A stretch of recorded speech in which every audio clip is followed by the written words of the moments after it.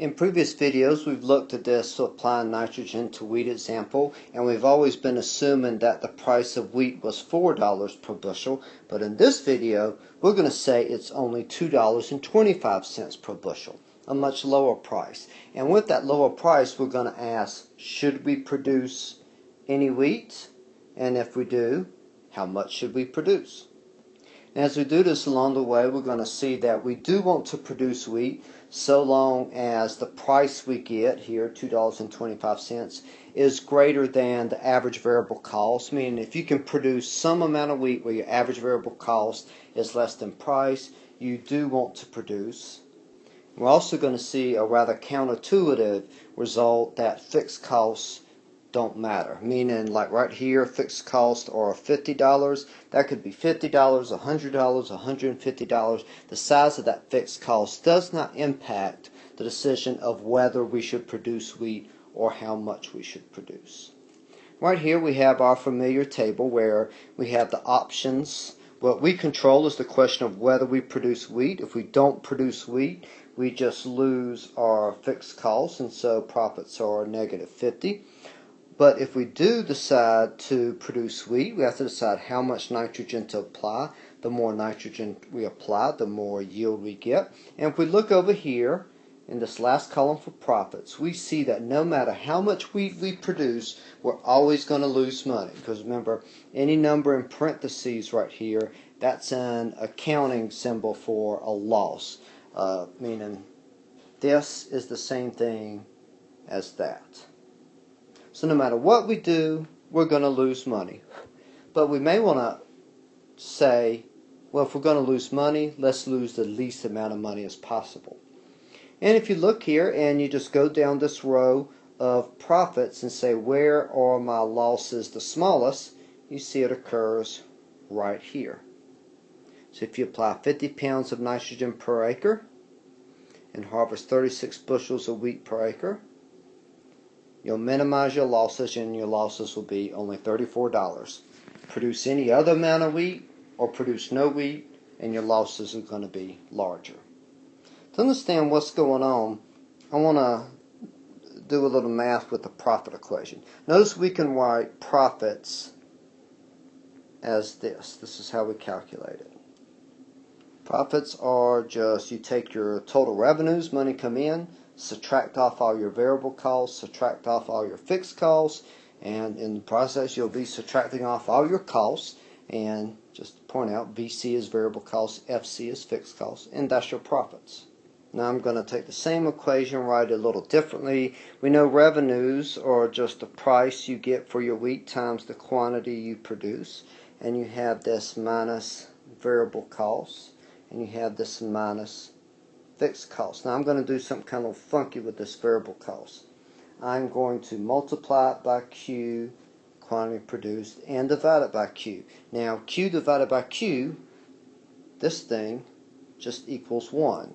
And so nothing changes in the equation. You multiply any number in that equation by 1 and the equation stays exactly the same.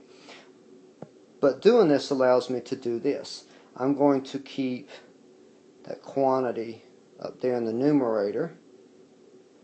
I'm going to bring the quantity it was in the denominator and just bring it over here. And when I do this, notice that this becomes, if you take total variable cost and divide it by Q, you just get average variable cost. And now I can rewrite this whole equation like this. Equals P times Q minus average variable cost times Q minus fixed cost.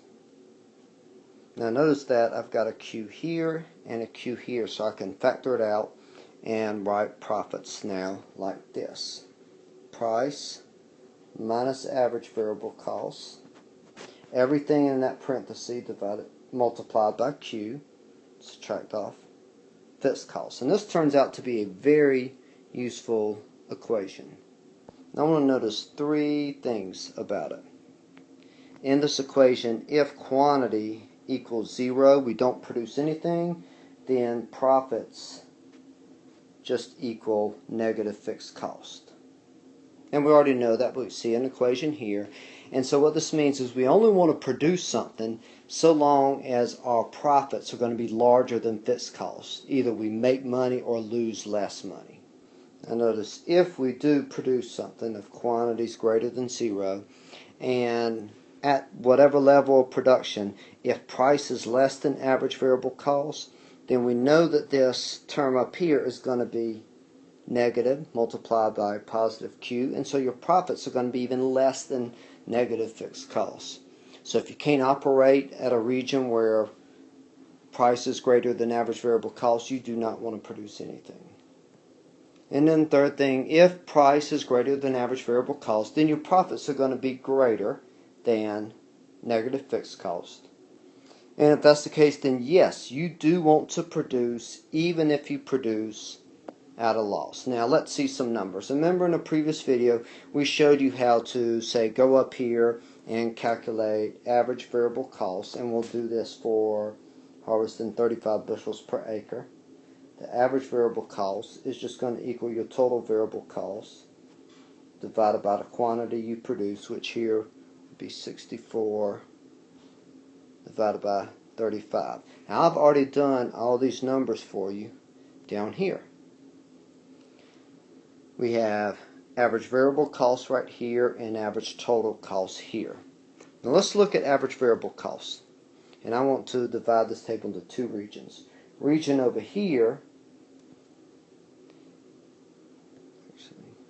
in purple, this is a region where price is less than average variable cost.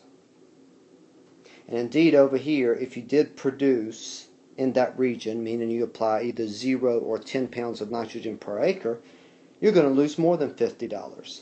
Whereas if you just didn't produce anything, produce no wheat, you're only going to lose $50. And then look at this range. This is a range of production where price is greater than average variable cost. Meaning if you apply 20 to 60 pounds of nitrogen per acre, harvesting 30.5 to 36.2 bushels per acre, then you will lose less than $50. And of course, if you want to minimize your losses completely, you just choose where profits are the highest, and even though it's a loss, the highest number is negative 34. And again, the key thing to take away from all of this is you do want to produce so long as price is greater than average variable cost, even if you produce at a loss. Sometimes you produce knowing you're going to lose money, but you're trying to minimize your losses.